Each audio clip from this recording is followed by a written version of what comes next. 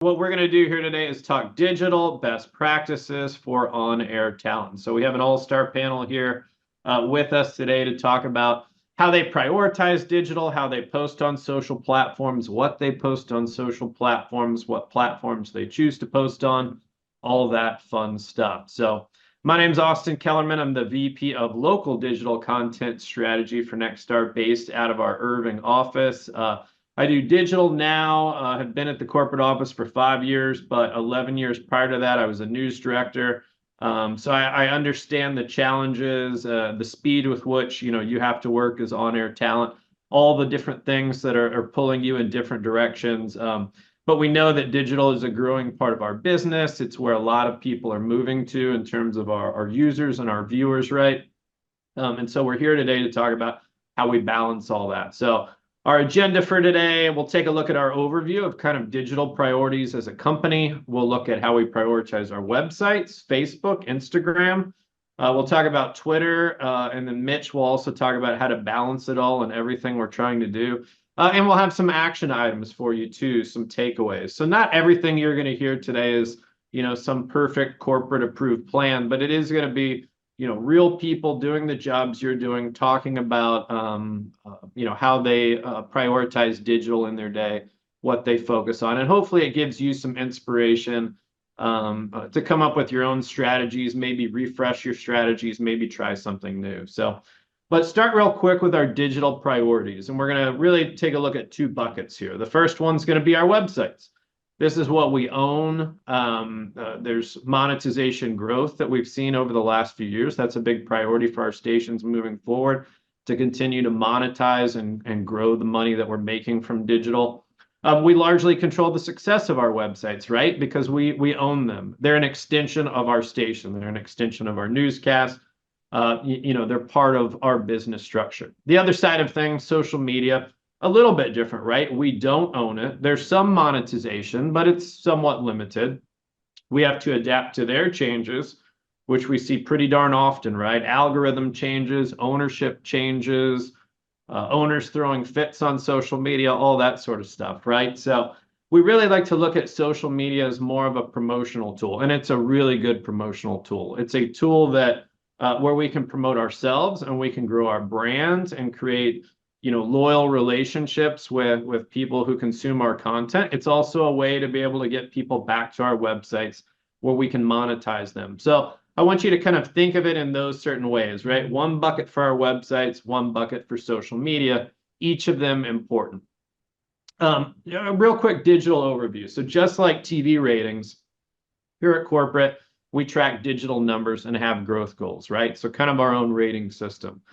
Video consumed on our websites is our top priority this year. Every station has a growth goal of plus 15%. Google search is now how most people find our content. So today there's a big snowstorm happening in Denver. More people are seeing their content via Google search than they are on social media or going directly to their site. This is a big change over the last few years, where social media was one of our bigger referral sources. At one point, social media for some stations was as high as 60 or 70% of the traffic we get back to our sites. Now, for some, it's as low as 15%. And just to keep in mind, roughly 80% of our users consume our content on mobile. So often we're looking at a traditional desktop, right? We may have a display in our newsrooms. That's not really the way that people are consuming it in everyday life. So we always want to look at the mobile versions of our stories and keep that in mind. Priorities for your digital team, right? You may see them huddled up in the corner, always working, always grinding. What are they working on? What are they doing? Well, they're trying to get more traffic by producing content designed for a digital audience. And what we mean by that, what people consume online can often be very different than what we present for television, right? For that reason, digital riders are pretty critical to growth. We want to get relevant video and as many stories as possible. That goes back to those video goals that we talked about. And it's worth noting too that we're trying to create video that's designed specifically for a digital audience, and in a lot of cases that means consumed on mute. You see this a lot, if you're scrolling through TikToks or Instagram Reels, right? You see captions on the screen, you see action right off the top. And what I mean by that for us as news folks is often our videos start like this, right? You have a couple anchors on the desk, they're talking. We don't really know what they're talking about, but you can tell the same story with text on screen, getting straight to the meat of it. It's a story that can be delivered on mute, and you can easily understand what they're talking about. And a story that may be told in 2 minutes in a traditional television way could be effectively told in 30, 45 seconds with a digital video. So that's not to say everything we do needs to be changed to that format, right? We just need to keep that in mind when we clip the video. And hey, there may be cases where a story we have would make more sense to be produced in that style. But what it really means is, can your content be consumed on mute, and are we getting right to the action off the top of that? And our digital team also, working with the broadcast team to create compelling headlines and optimize stories for a digital audience. We do trainings with them all the time about, headlines that work, story topics that work, with the goal that they can, work with you, work with your content, and be able to get the most audience possible when it gets posted on digital. We will, be talking about a lot here over the next hour or so. If you have questions or thoughts during the presentation, the chat is open. So feel free to ask those. I'll keep an eye on it, and we'll do our best to bring up your questions throughout. And if we can't hit them during the presentation, we will have a little time for Q&A at the end. We want to start with core website, our biggest priority. And David Charnes is an investigative reporter at KLAS. I don't know, a year and a half ago, 2 years ago, started noticing, who's this David Charnes in Las Vegas who's topping our bylines, not only for his station, but for the company in a lot of respects. We've done a million month author club over the years, and David has appeared in that numerous times. So, he's an on-air reporter who does a great job for the team in Vegas on television, but he also gets digital. He prioritizes digital throughout his day. And so we wanted to bring him in, ask him about his secret sauce, see if there's some takeaways from his workflow that perhaps you could incorporate into yours. So David, we will send it your way. All right, Austin, thank you. And thanks for having me, and welcome everybody to the KLAS newsroom, which you can see here behind me. And right there, if I'm doing that right, is our board that shows our digital numbers, which certainly keeps us motivated and active throughout the day, which is something I'm going to talk about. So in the next 5 to 8 minutes, I'm going to talk about how really to do this. One of the big questions I get from my coworkers here is, how are you writing a web story in 10 to 15 minutes? How are you breaking stories so quickly? And sort of like, what is your workflow with having time to eat and sleep during the day? And it's really not that complicated. So we're going to talk about, obviously, how to obtain information, because we're all reporters, how to sort of reverse engineer these stories. What's a lead in a nut graph? Because those are so important to these web stories. And I really want to focus on urgency and accuracy, because those are real core values that we need to focus on when we're talking about a digital first mindset here. A news manager in a previous company I worked for used to say, first is preferred, right is required. And that's a really important news value to live by, right? We want to break stories. We want to get things out first, but we want to make sure we're accurate. We want to make sure we're not slandering anybody. We want to make sure the information is there, and not just, get that first hit on Google. But speed is really important. If we have a really hot story that we want to get out, we want to get it out first, because as Austin was saying, so much of our web traffic comes from Google, and Google really likes being first. So if you're out there first, you're gonna get more views, and more people are going to view your content. And that parlays into Twitter/X as well. I included this tweet on the right side there. It's probably video you all have seen. It's of that guy leaping over the judge's bench back on January 3rd. That story started right here at my desk. I got a text from someone, hey, did you hear what happened in court today? I was like, no, can you tell me? That person said, well, a judge was attacked. A couple calls later, we get the video sent to us, and we were able to get that story on after we got the video within about 10 minutes. And as you see there, the tweet did pretty well, and a lot of people saw that story. Next slide, please. And Austin, if you can just put the perfect. So this is how that story came together. On the left side of your screen, we wrote a pretty basic story that I was able to get from watching that video and then from a document that someone gave me. A man attacked a Las Vegas judge in her courtroom Wednesday, forcing her to take cover and injuring a marshal in the process. Deobra Redden, 30, a three-time felon, was in Clark County District Court Judge Mary Kay Holthus's courtroom, yada, yada, yada. I wanted to point out those two sentences because the first is our lead sentence. It says what happened. The second is our nut graph, which is who, what, when, where, why. A lot of people aren't necessarily familiar with those terms. We'll get into it in a couple more minutes, but basically, if you can write those, you are good to go for the rest of your day. This was a breaking news story. It's a living document. It's going to change. A lot of people think, okay, well, I did my package. I went in, did all the work during the day. I'm tired. I don't really want to write a web story. Well, your web story can be a living document. We didn't write the judge attack story, and my colleague, who's not here today, she was getting information as well, and we were combining and writing it together. This is a living and breathing document. We're not a newspaper from the 1800s. We're the internet. You can change it and you can edit it. And I think sometimes people get really nervous that everything needs to be perfect and ready to go. And that's certainly not the case.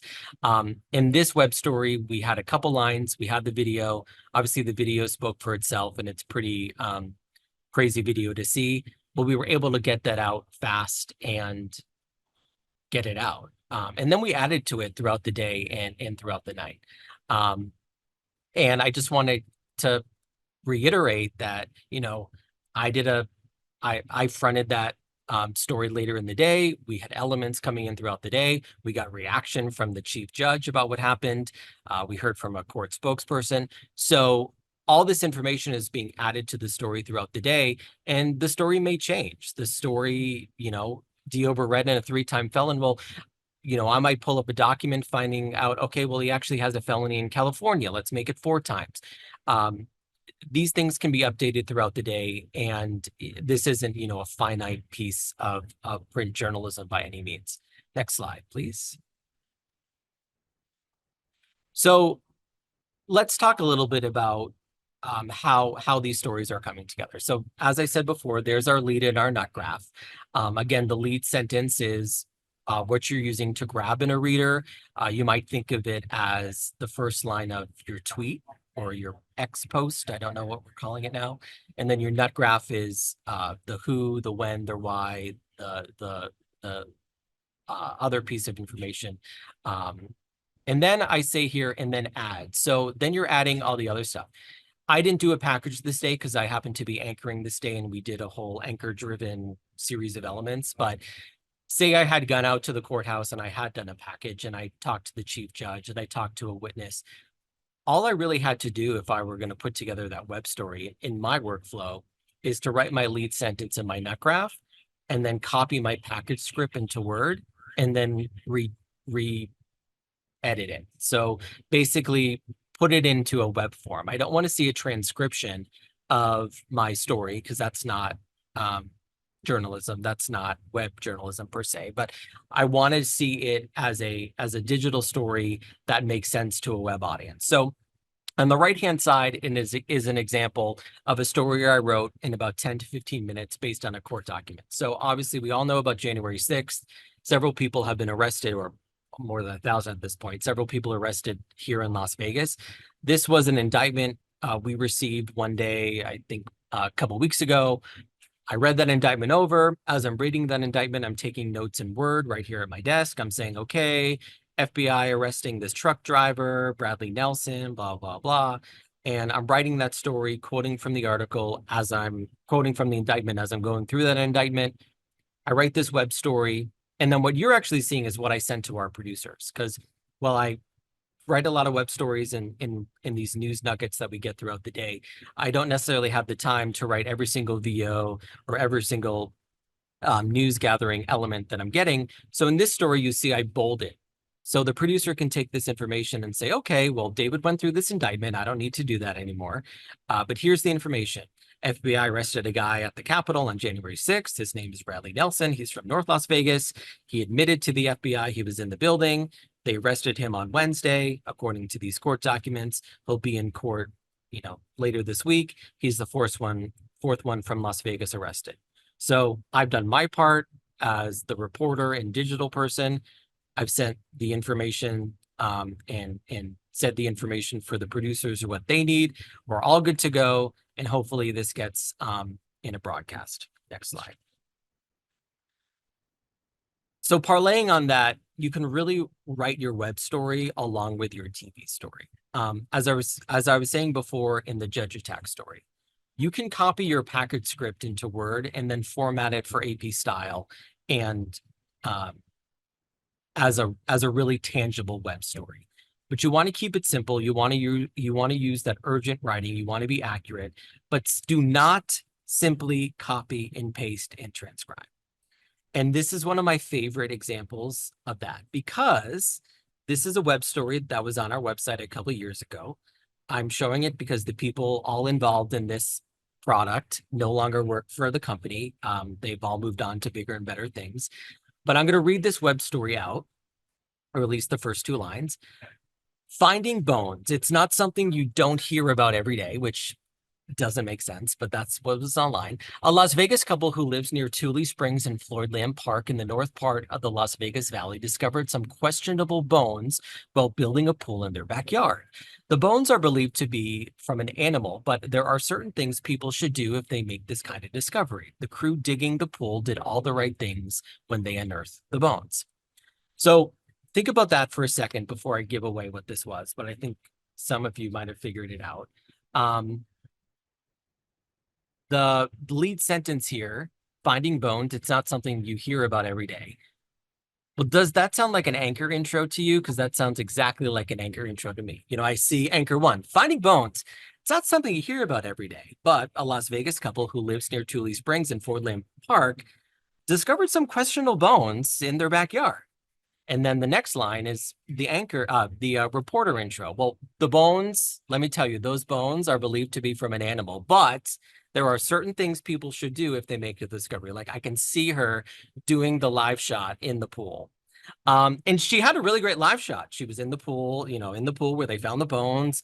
But this isn't a web story that someone who lives in, Chicago or LA or even in other parts of the Las Vegas Valley are going to understand what this even means. The lead sentence in that nut graph could have been so much stronger and so much more inviting to a digital audience. And then you can go into the rest of it. Well, the bones are believed to be from animal, blah, blah, blah. During the Ice Age, the science guy says this. Just that extra 5 minutes of crafting those first 2 sentences and then having a really great headline like Las Vegas couple discovers dinosaur bones in yard while building pool could have made this story gone so much more viral than sort of what it did when it fell flat. And granted, this is a GA story that, she went out, she did the story, she came back, she put it together, but the web story just wasn't a priority. And we've had discussions since then, as reporters and with digital staff and with our digital manager who's come in since this story was published, how to make these stories sing, what's a good headline, how are we going to get the word Las Vegas in there, because so many people, Google Las Vegas because they want to come on vacation and it's a great way to drive traffic. But headlines are certainly a way to, are certainly a brainstorm.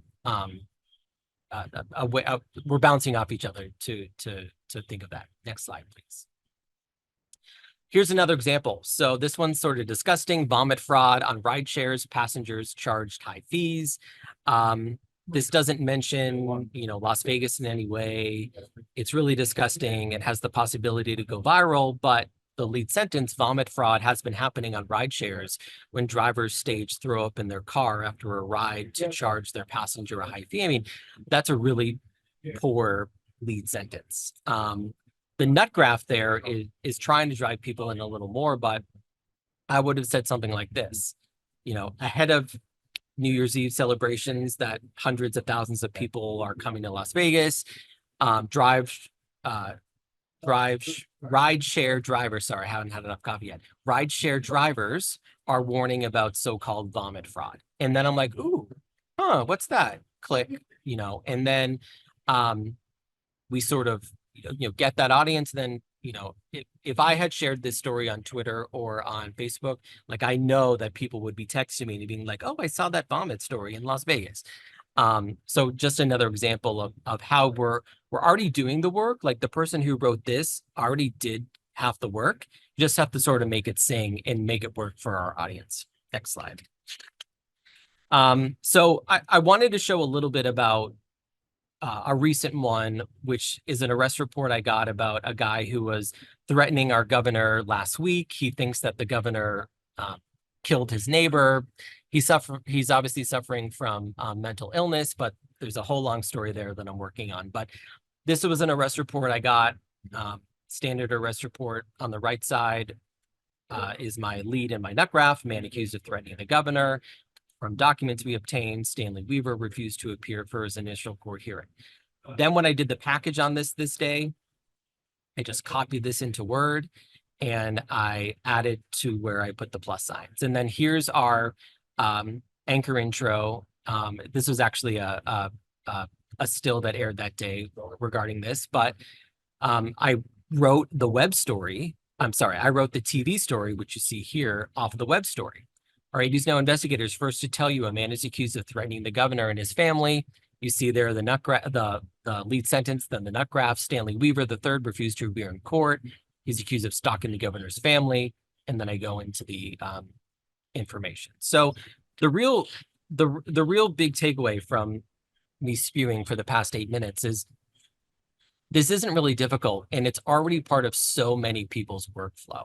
You just have to think about how, so many people say to me, and I said to this, I think I said this to Austin the other day, but, I was in Starbucks a couple weeks ago and someone said, oh, I recognize your voice. And I said, oh yeah, I'm on Channel 8. And she said, no, I know your voice from Instagram. And the reason she knew my voice from Instagram is because she's consuming our content on digital.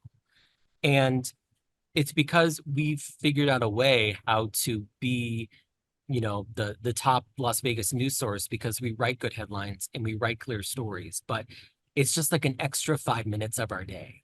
And to be fair, like the story I just showed you about the governor, that's part of my workflow anyway. We're uncovering this stuff and we want credit for it. I don't want a viewer to think that Channel 13 broke this story. I want to have ownership of the story. And part of that is getting this out first. And I think if you just take those extra couple of minutes and think, okay, how do I write that lead sentence? How do I write my nut graph? And then getting that information out there. And then also adding to your story throughout the day, we all can certainly be successful. A couple good questions. Thank you, David. A couple good questions in here. So, and I think you can kind of answer them in one lump deal, but how soon after broadcasting a story should you post it to the web and share on social? And then what if digital has its own stories? You've got a scoop. Is it okay to post on social media and tag the station? I mean, you're just assuming like you're a member of the digital team, right? You're just going for it. Yeah, I came in, basically saying to our previous digital media digital manager, basically saying, this is my workflow. If you like it, if you don't like it, tough. And she was like, okay, we're trying to get more people doing digital, but we have our digital staff. And if you want to write stories, that's certainly fine. The issue that we run into, particularly in the investigative unit, is the paper going to beat us, or are we going to be first? Our primary competitor in terms of the stories that we're breaking is the newspaper. They don't wait, so we don't wait. In these day-to-day things, we're getting it out. We may think to ourselves, okay, well, what's the likelihood that a competitor is going to get the document that we requested, or for if it's something we need to pick up or not something you can just download, we might think, okay, we're going to wait till 4 or something like that. We generally don't wait. The only things that we hold are we don't call them sweep stories anymore, but those stories that are being promoted to air at 6 or 11, we'll wait to post those after those air. But generally, if we have a story that we're going with, we're going to just get it out as quickly as possible. Awesome. Thank you, David. And in the interest of time, I'm going to put a question we just got in the chat for you to take a look at and answer there. And then Duncan says David's desk is a good sign of a good journalist. So I'm guessing there's just paperwork everywhere. It's pretty bad. There you go. It's all right. We all have things that we have to work on, right? You're good at web headlines, got to work on organization. So if you have more questions for David, feel free to put them in the chat. We'll keep going here, but just to kind of wrap it up, some website best practices, focus on the headline. And hey, if you're not a great headline writer, make it a collaborative effort. There's going to be people in the building who are good at that. Use them to your advantage. Does the headline give people a reason to click in? That's one thing to think about. Sometimes we give away the whole story in the headline. I don't need to click in. Zero in on how you'll start the story. David just talked about eliminate what we call wordy warm-ups, and often anchors and reporters do these before we get to the meat of the story. Another what I would call wordy warm-up is that feature of a character, right? It's always good, Bob's had this grocery store for 35 years, but the story is the fact that Bob's losing his grocery store, which you talk about 25 seconds in. That needs to be at the beginning. Spend a little time thinking about the best featured image. Does the video get straight to the action? Like David does, make digital part of your workflow. I don't think it's quite as simple as he makes it sound. He's really good at that. But, it's something that you can work towards, right? And then if you have a winning story, but you're out of time, it's the end of your day, talk to the digital team, try to get help because we want to make that story as successful as it can be. We're going to move to Facebook now. Facebook is our biggest social refer to our website and big by far. So it represents about 80% of the social traffic that we get across the company. If you know somebody who does Facebook really well, drop their URL, their username, whatever you want in the chat. People are always asking for examples of people who do Facebook really well. So we'll ask about these for Facebook, for Instagram, and for Twitter or X as we move forward. But feel free to drop that in. But who we're going to talk to about Facebook and his Facebook best practices is Chief Meteorologist Jacob Riley in Lubbock, who's going to show us some of the things he's done to find success on Facebook. Jacob? Hey there, Austin. Thanks for having us today. And thanks for all the other panelists for being here as well. So I've kind of broken up kind of what I do in three main categories to talk about today. And the first one is just kind of some quick weather updates. So a lot of times on Facebook, whenever you go on now, kind of like the default format now is kind of these color backgrounds. I have three examples of those here on the bottom part of the screen. So these are really good for slow weather days. In West Texas, we have plenty of them where it's just sunny, 75, and a little windy. So these are good to kind of keep engagement here on social media throughout the day on Facebook. But these are also really good things to do if you're kind of in a very active weather situation, right? Say you have severe weather going on, you have a tornado warning come out, just real quick, tornado warning for these counties, link in the comments. And that is where we're able to go in and kind of do what we call the article linking, because that post, it's short, quick, those bright colored backgrounds kind of gather your audience's attention.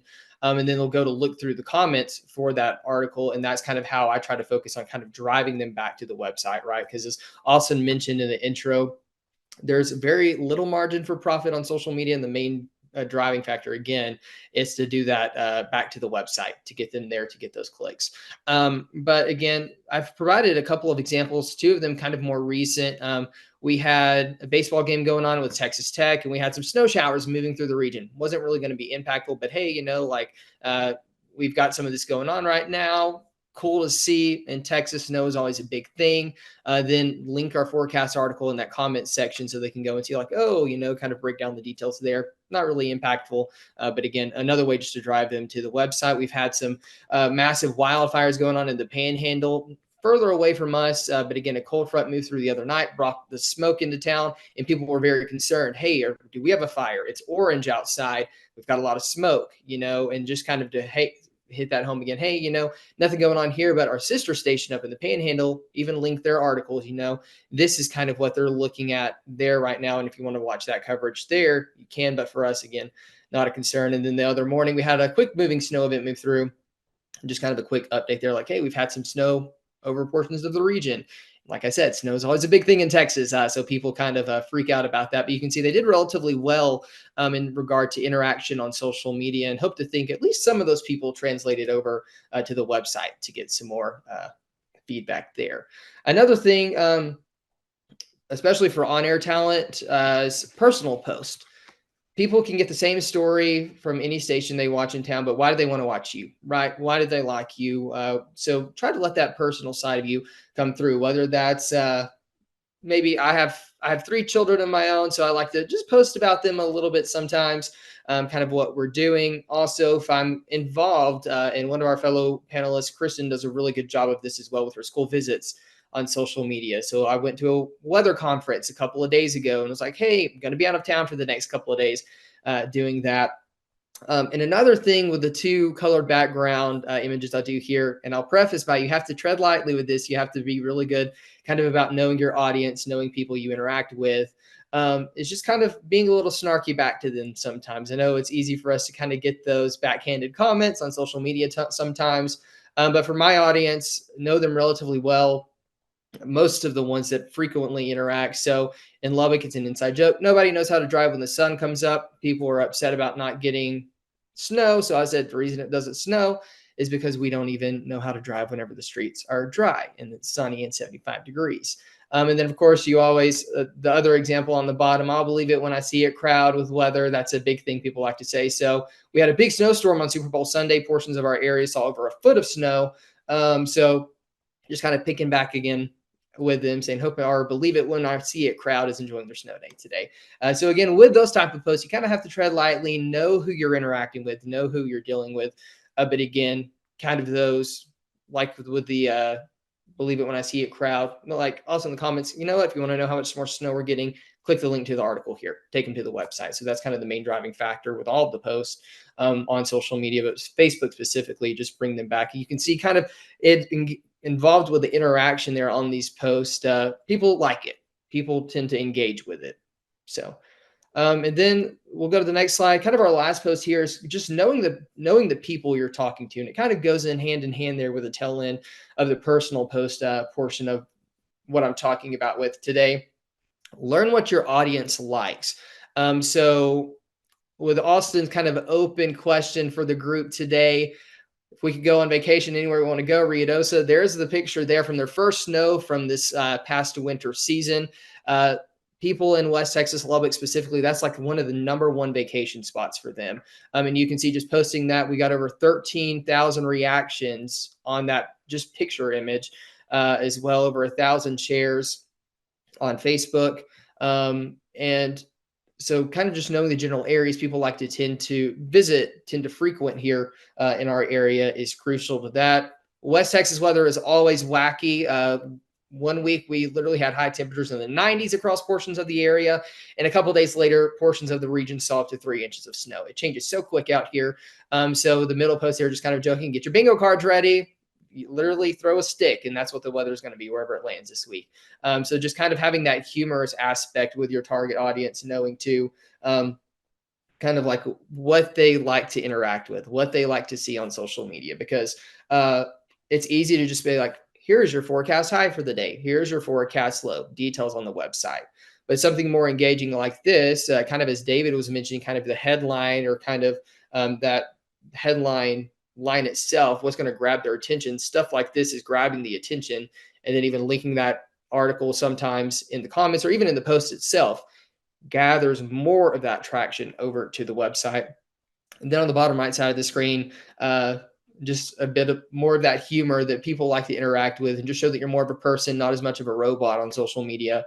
Just driving through Texas 9 hours, never left the state. The next day, 8 hours, was in 6 different states in less time. So that's kind of the approach that I take to social media, is just what's going to gather the most engagement with our audience there on the social platforms, and then using that engagement to kind of drive them back in to the website, to the digital aspect there. Facebook Lives are another good thing. I really don't hit on those much here, but you can actually link your articles. Like for whenever we have big weather days that are coming up, I like to link those articles in the Facebook Live. So while people are watching, if they want to see more, they can click there and go in. And those typically do good on especially high impact weather days. But again, the big takeaway for social media is that article linking, whether it's you do it beforehand while you're doing the main post out, or even after the fact in those headline posts, kind of like you see with the purple example on the screen, leaving that in the comment there as well, are good ways to drive people back to the website. I think you're still muted, Austin. Sorry. I would have just kept going. So I'm glad you said something. Thank you for that. I appreciate those updates on what works for you. Lauren just asked in the chat, are Facebook Live still a thing? Do people interact? You know, it's all still a thing on Facebook, right? But interaction on Facebook, if you look, is down across the board. We had somebody ask earlier, like, I'm kind of surprised that Facebook is still the top referral tool. You know, it's still the easiest platform to put links and move people off, right? We're not really going to talk about TikTok today because it's almost impossible to move people off the platform. So it's not really part of our business, right? Facebook is still the best for that, but engagement is largely down across the board. But what can you do to drive some engagement, right? We saw Jacob has some good engagement on posts. Diversify your posts. Do a little bit of everything. Luke talked about that in the chat as well. You want to feed the algorithm to create opportunities for your link-based posts. And what I mean by that is if you post 10 links in a row, they're probably not likely to go anywhere. Facebook is looking at your page as just some link factory.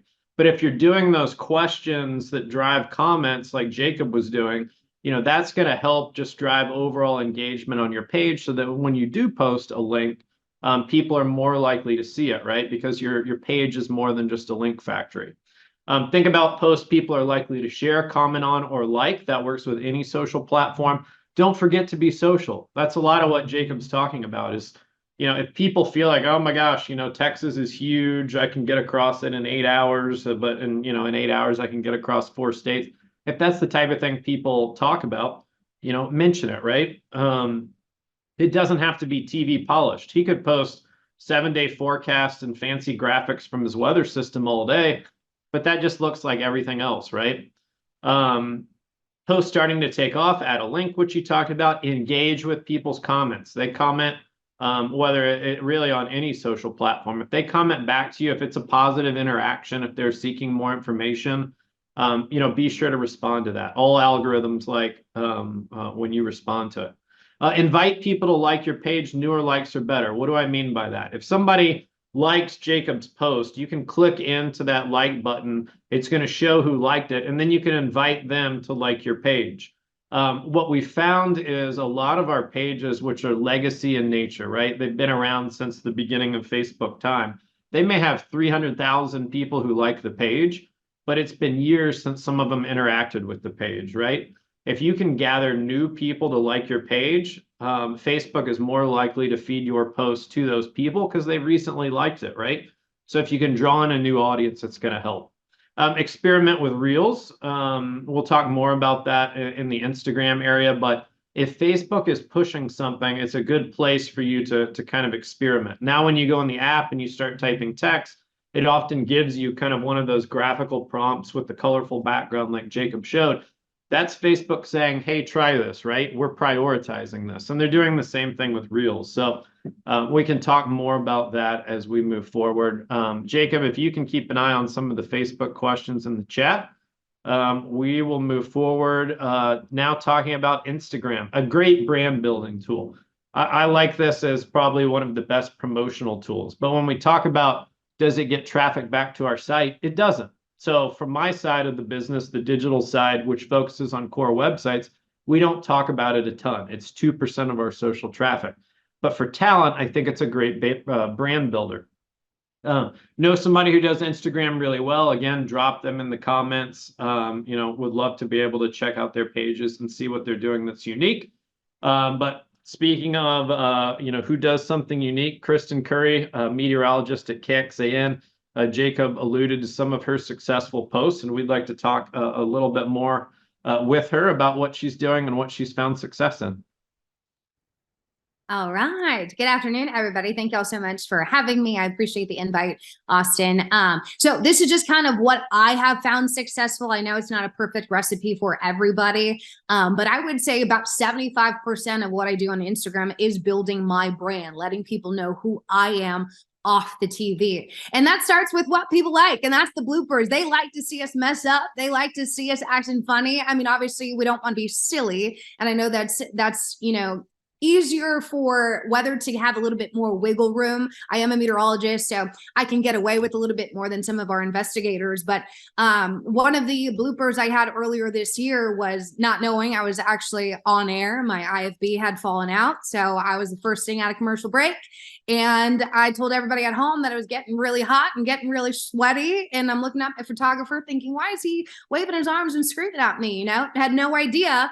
I posted this thinking, I'm sure some of y'all saw this live on air. I had no idea it was happening, but this is what happens when you work on live TV. And I've found that people love realness. They love when you're, like Jacob said, human. They don't want to see robots. They want to see you being normal people who make mistakes, who mess up. So this was one that I found to be very successful, to be maybe at my expense a little bit, but it did more good, I think, than bad. Next slide. The behind the scenes moments, this is what I think is really important, just so people learn that trust. It doesn't have to be, hey, look, this is where we do news. Hey, look, this is the town. It can be things like, for severe weather, this is what it looks like at severe weather mode, 8:41 p.m., where I'm worried about storms. I've got 3 computers in front of me, and I'm going to be up all night tracking radar. I sometimes think with the algorithms on social media, things can get buried. They can come up at weird times. So I do try and avoid posting forecasts, let's say, unless it's super severe where I'm like, I need as many eyeballs on this as possible. Instead of saying, hey, there's severe weather tonight, make sure you're watching KXAN, I'll post something like this, which is different than what a lot of people are posting, saying, hey, I'm, you know, staying up late watching the radar. Join us on KXAN at 10 p.m. You know, David Youm and Jim Spencer will have the latest. So it's just a different way of getting the same message across, but a different image. Next slide. It doesn't all have to be positive. It doesn't all have to be happy. This was a post done after the Uvalde shooting, unfortunately here in Texas, and obviously a tragedy, you know, and everybody was dealing with it in different ways. And I thought this moment, and this was totally, you know, off the cusp, it happened during commercial break. My 2 anchors, who are both moms, trying to keep themselves together, keep composed while giving the information about what had happened during the commercial break, said nothing but just hugged. And so I, sitting in the weather center, took that picture, and I had asked them, is it okay if I share this on my social media page? Because I think this is a good, real moment that everybody can relate to, right? Relatability is huge on social media. So, and you know, I don't want to call this successful, but I think this really resonated with a lot of people, which is why there were so many comments, there were so many shares, thinking, I feel the same way. You know, these women who are up there talking about kids who had passed, you know, in the most tragic way, they're feeling just like I'm feeling. And I think our viewers really clung to that. So like I said, it doesn't all have to be happy, perfect, my life is put together. It can be those raw moments at your job as well. Next slide. Talk of the town. So I said I try and avoid the forecast posts. You know, like Austin said, everybody's going to be posting the forecast graphics that you see on TV. So what are people talking about that they want to share? And one of the things is extreme weather. So instead of saying, hey, it's going to be 105 again today, I'll post something like this and say it was unbelievably hot in July. So people can share this, you know, on their Instagram, and they can share it to their family and be like, look what it was in Austin, Texas in this July. How the heck do we live here for 31 days in a month like this? So I try and pick the things that people aren't posting. You know, somebody might post the today's forecast of 105. Well, let me show you the whole calendar so that way you can share it to your grandma and be like, grandma, look, you know. So this I thought was one of the ones that did well for me. Next slide. Kind of talking a little bit more about the personal side. Viewers I have found in my 10 years of being in broadcast, they want us to be friends. They want us to be friends with our coworkers. They want us to hang out outside of work. Now, whether or not that's true for you and in your station, that's totally your situation. I have been blessed to be really close with my weather team here at KXAN. So this was a photo that we took celebrating one of the guys' birthday, and viewers attacked this. They said, I love that you guys are friends. I love seeing you, not in your tuxes or your suits and your dresses. I like seeing the downside, the real you. So don't be afraid to take, that photo. If you're just hanging out with an anchor or whatever, or a reporter, snap a pic, post it, and be like, hey, look who I found outside of the studio, or like, look who finally got outside from the camera, because I think they like that resonates with them too, and it's relatable, right? We're all friends, we're stuck together for 8 hours a day most of the time, so if you're doing that stuff outside, might as well post about it. Next slide. Stories. If I do post about forecasts, this is where it will go, because I have control of how long it'll be on my Instagram. 24 hours. So I'll post a temperature graphic. Our social media team does a fantastic job of those social tiles that people like to share. Instead of posting that on my Instagram, I will just reshare it to my story, so people know, oh, KXAN posted that, so they can reshare it if they want to. And then I am in the classroom a lot, so I do post photos, and I will tell the teacher, the school, the kids, hey, this is going to be on my social media today, and then look for it tomorrow on KXAN at 6 a.m. And that way they know where to go. They know that, oh, my photo that I just took is going to be on Kristen's, Instagram, or it's going to be on our Facebook, and then tag the school and the district, because there's a very good chance that they will repost that onto their Instagrams, and that will get you even more followers. So in summary, just kind of talking about the highlights. Next slide. Where I found success: relatability, building your brand. You want people to be able to know who you are, trust you, and that way when it comes to those severe weather events, they know, oh, my girl Kristen, she's going to be on, I know it. Look for those photo opportunities at community events, outings with coworkers, any notable spots in your DMA. I will add too, obviously it's very important, I rarely, if ever, post while I am somewhere. I will wait till I get home, just for security reasons, and I encourage everyone to do the same. Tag schools, organizations, places, KXA, or your studio. I obviously tag KXAN News.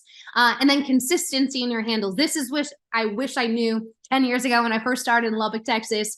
Facebook, Instagram, X, TikTok, my handle's the same thing on all platforms, at Kristen Curry TV. So it helps the viewer know, oh, that's easy to remember, right? Something to think about. Viewers don't know TV talk, so Kristen Curry WX doesn't mean anything to, Jane in Pflugerville. So think about, what would they put in the Facebook search bar? Kristen Curry TV, Kristen Curry weather, and they will pop up.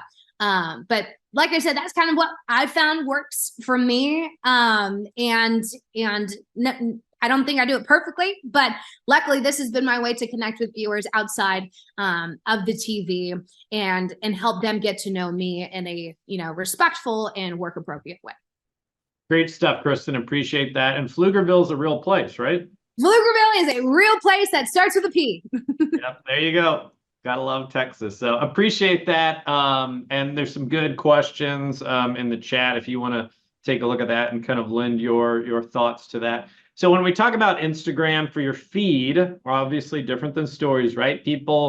Are people likely to like, comment, or share? Those maybe work for the feed, where stories is more important in the moment. Maybe it doesn't have a longer shelf life, right? And we can use links in our stories. Stories do move people off the platform, not amazingly well, because when you're on a social platform like Instagram wants you to stay on there, right? But you can, so do recommend using links and stories. For stories, use the various engagement stickers Instagram has, especially the new ones. Again, it's kind of like if Facebook pushes you in a certain direction, if Instagram pushes you in a certain direction, try those things out. We know Instagram's pushing Reels and vertical video. Is this a space you want to venture in? And what I mean by that is, it's going to take time to create Reels, right? It's going to take time to create unique video. Do you have time for that? Reels can help speed up growth. Follow from Reel is a popular feature. But to do it, you have to do it well, and you have to be consistent and decide, what are you going to focus on?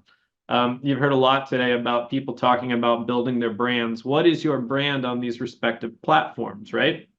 If you're going to do video on Instagram, use the captioning feature that it has. Again, can we consume on mute? Captioning helps. Leverage trending audios when it makes sense. And just like Facebook, engage with people's comments. Always a good thing. All right. If you are up and at 'em, paying attention, first person to enter in the chat. In Kristen's first example, what word was written on her t-shirt? In Kristen's first example, we have a winner. Kristen, I'll let you go see who the first person who was in there was. But $50 Amazon gift card coming your way. Well done, Texas, indeed. Mentioned TikTok a little bit earlier. Why aren't you talking about TikTok? Represents 0% of social traffic back to our site. Tough to move people off the platform. It may make sense for you. It may make sense for your brand, just not necessarily what we're spending our time on today. We will talk about Twitter, or X, a strong breaking news tool. So it represents anywhere from 7 to 15% of the social traffic we get back to our sites. We have some markets where it's quite a bit bigger than others, depending on how many people in that market are active on that platform. Know somebody who does X really well, feel free to throw their name in the chat. Somebody I have worked with many times over the years, Mitch McCoy, who's at our St. Louis station, does a great job on X. Also, another top author who regularly shows up in the top author chart. So we wanted to talk to him a little bit today about how he uses social, how he balances everything, how he works in his web stories, with his TV commitments as well. And just try to get a feel for what his days look like. So, Mitch, we'll send it your way. Awesome. Thanks, Austin. And thanks, everyone, for having me today. So as an investigative reporter here in St. Louis, I turn a couple stories a week. And then I've been able to find a pretty good pace from my general assignment days in Little Rock, when Austin Kellerman was the news director there, and we were experimenting with a lot of social media stuff. So I've been able to tweak along the way and obviously adjust to how Twitter or X continues to change algorithms and then pushes your posts to the front of the line. So what I found is Twitter is all about staying active, but staying relevant along the way. So if there's breaking news happening in your market, you want to be first. But I've also found that being unique is much better. So this is a recent example. We had a hostage situation at our city jail, and I was definitely not first to the breaking news. So I knew that if I wanted to get engaged into that conversation, I had to find something unique, something that people weren't posting about. And I'm sitting in the newsroom. So we had a helicopter, our helicopter up in the air, and I took a small video clip from what our helicopter was capturing, and I just tweeted it out. I posted, this is the scene over the jail. This is the fire truck. They had this area set up for people that may have been gassed and they needed to spray off. And I understand not everyone has a helicopter, but I would encourage anyone, whether it's a drone, whether it's finding a unique higher angle to a scene, find something that others aren't posting about, and it will make you stand out on Twitter. This is another example. When I was in Little Rock, we had a plane crash, and it wasn't far from the Clinton National Airport. We broke this story on social media, but I wanted to be unique. So I knew the area that the fire department was searching in, and I took a screenshot from the map, and then I went into the photo editing app, and I just drew a circle around the Clinton National Airport, this area that they had been searching for. And that tweet itself stood out amongst the market. So being first, but being unique is much better. This is another example of being posting often, but being consistent along the way.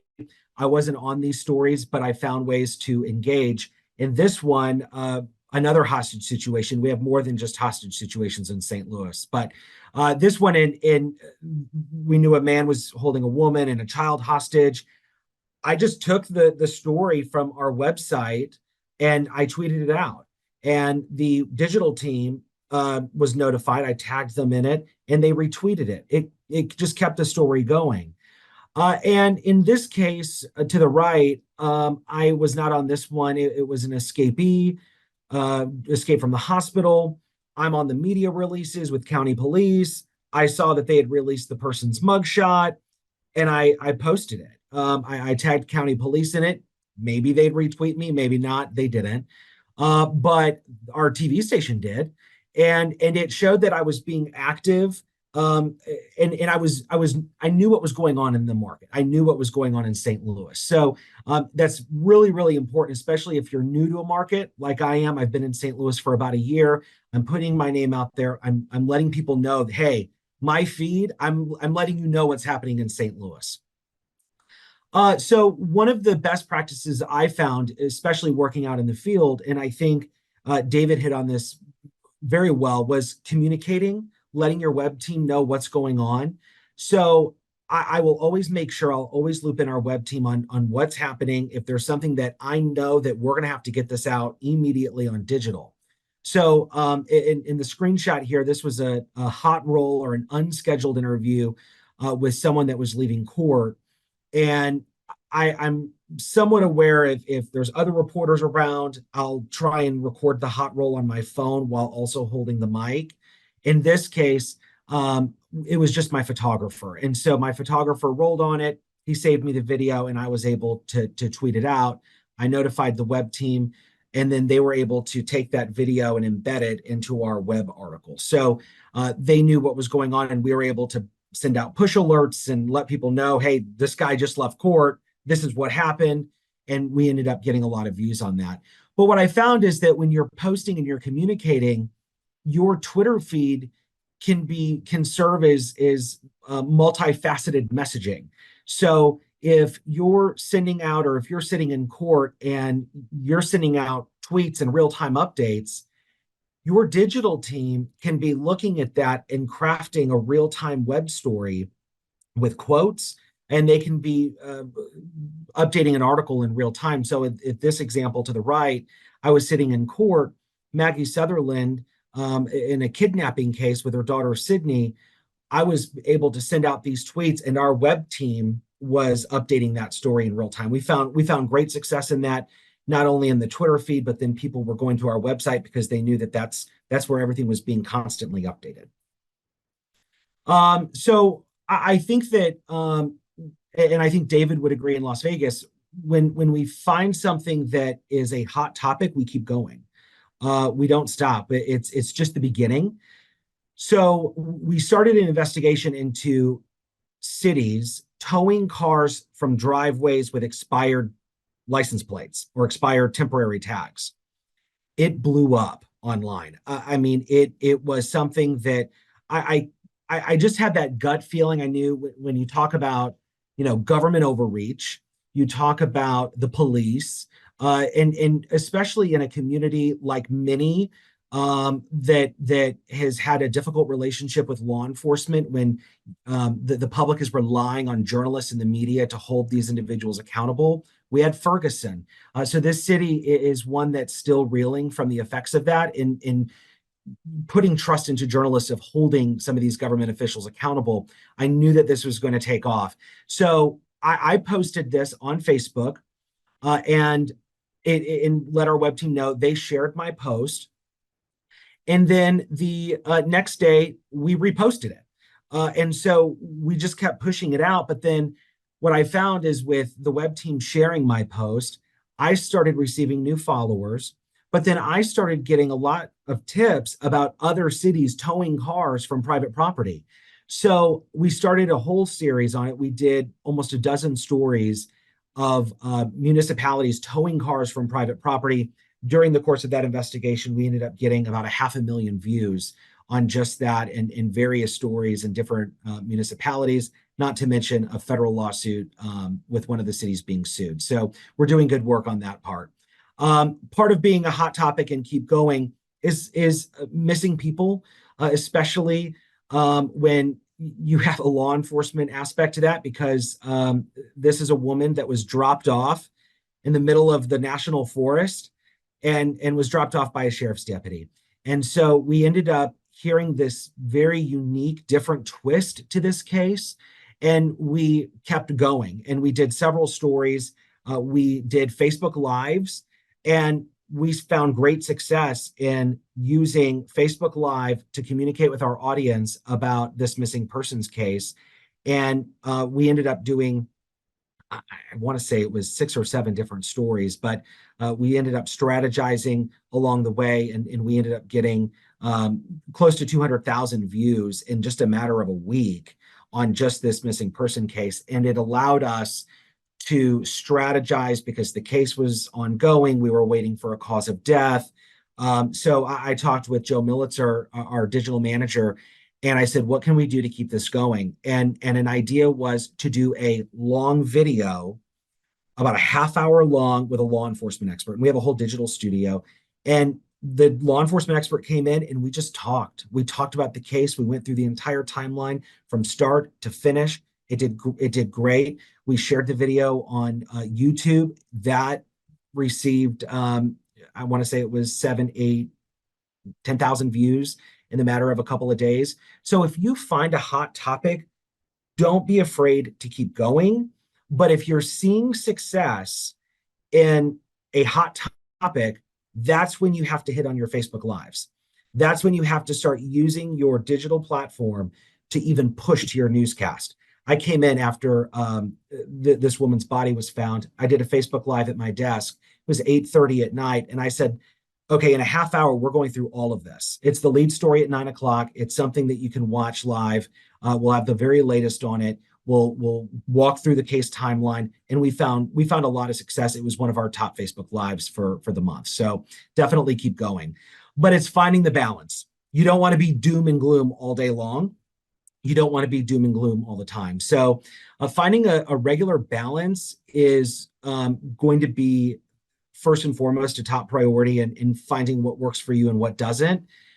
It also helps you expand your audience. So you don't want your Twitter feed to just be constant people that are wanting to talk about shootings, homicides, hostage situations.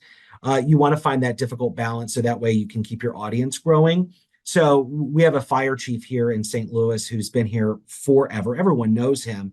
We ended up getting an exclusive with him and his wife for Valentine's Day. They had met in kindergarten. And so we knew that this was a unique story that it had all of it. Our producer came up with the title Burning Love. It just had every component to it. And so we were able to use that. We were able to promote it to our newscast later at night. And, to the one-on-ones with the city jail and our interviews, it's, again, finding the balance to promote to your digital platforms as well. I do agree with David. If you have a story, don't wait, break the story. However, I have also been in a situation where I know that I am the only person in the market with a breaking story, and it's exclusive, and no one's going to have it. You have to go in at 100% confidence that is the situation. No one else has it. And I did have that confidence in Little Rock with the Sidney Sutherland case and the courtroom case that I was following. I had a very close connection with the family. I sat down with Bill Smith. I sat down with our news director in Little Rock. I said, they just made a plea deal. We know that this is all ending now, this case. It was a high-profile case. We ended up coming up with a game plan. I wrote the web copy. I then used that to help build my broadcast copy. And at 3:59, right before our 4 o'clock news started, we were sending push alerts. It's breaking right now. Tune into our 4 o'clock news. There's been a plea deal. Here, here's the updates. I'm updating that story over the next couple of hours. So if you have to break the story, break it. Don't wait. But if you are in a unique situation where you are the only ones with it, remember, don't forget your TV audience and remember that you can break a lot of news on TV. So as I post those stories to Facebook as well, I will reply to the comments. I found that helps me along the way. So it helps keep your post on the top of the feed. So Austin, I think the difficult balance was the last part. And that's probably the most difficult struggle of it all. So. Right, yeah, and you know, it's not gonna be perfect, guys. Like, you know, it's not a perfect situation for everybody. You just have to figure out what works for you, keeping in mind that, you know, digital is a growing area of emphasis, right? And so figuring out that balance for you. Bobby has a good question in the chat. Do you respond to most of the questions or comments people leave on your social media sites? Mitch just hit on that. We'll do some more questions here in a little bit. I know it is right past now the top of the hour. So we'll go quick, and then for those who can stick around, a little time for Q&A. But X best practices: be consistent, tweet often. What will your focus be? What's your Twitter brand? Incorporate links in your tweets and your threads. Follow local people. That's always a good way to get noticed, is follow people who are in the area. Hashtags aren't what they used to be. Don't be as worried about that when you go to the trending areas. You'll see a lot of things trending that have nothing to do with hashtags. How do you find your voice in the story and stand out? Mitch just talked about that. And then be increasingly careful as Twitter continues to change, right? Twitter isn't what it was a couple of years ago. It may not be the best use of your time if you have limited time right now. So just keep that in mind. One final gift card giveaway. What was the date on the license plate in Mitch's Facebook post example? Mitch, don't give it away, but do you remember what it was? I don't remember. I knew it was expired. I knew that. I don't remember the date. I think Wes just got it in there. 3/8/23 was indeed it. David was close with March 6th, but well done, Wes. Shoot me an email to remind me that you answered that correctly. Well done. And on a side note, that's not a bad license plate to be expired in St. Louis. That's a big problem. Like, we're going back to 2022 and 2021 at this point. So there you go.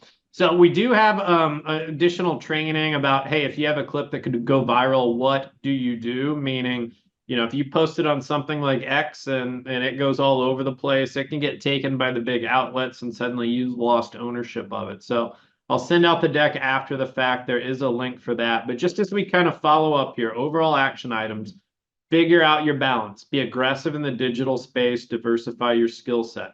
Headlines, so important. These are the keys to getting clicks into your stories. Before you post to social, alert the digital team. Mitch just talked about that. You don't want to go in business for yourself. TV stories have a lot of setup in them, right? The anchor lead in, the reporter lead in. On digital, skip straight to the meat of the story. Work with digital teams to improve the online presentation of your content, especially if you feel like that's not one of your strengths. It's going to be hard to win on all social platforms. So what do you want to prioritize? Where can you be consistent? When I was talking to Kristen the other day, she mentioned like TikTok just hasn't quite taken off for her. I imagine she spends time in other areas that where she sees more growth and engagement, right? And then how can you drive people back to the websites and contribute to the digital goals? These digital goals aren't just for the digital teams, right? These are conversations that the news directors and the GMs are involved in, right? So, you know, how can you be a good teammate and be able to contribute to those digital goals, which are ultimately station goals, right? So if we missed your Q&A, feel free to drop it in the chat. We'll do our best to answer anything else that's there. But if you need to go, thanks for the time today. We certainly appreciate it. Those of us who can hang out, we'll hang out for a little bit and answer questions. So